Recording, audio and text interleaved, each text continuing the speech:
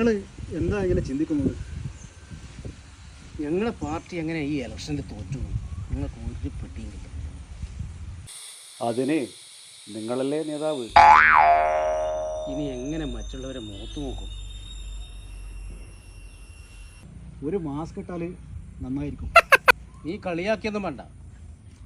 പക്ഷേ ഞങ്ങളുടെ പ്രകടന പത്രിക വളരെ സ്ട്രോങ് ആയിരുന്നു. പിന്നെ എന്താ പറ്റിയത്? എന്തായിരുന്നു പ്രകടന പത്രികയിൽ പറഞ്ഞത്? കാർഷിക വായ്പയും ഭവന വായ്പയും എഴുതിത്തള്ളൊന്ന് പ്രത്യേകം പറഞ്ഞല്ലേ?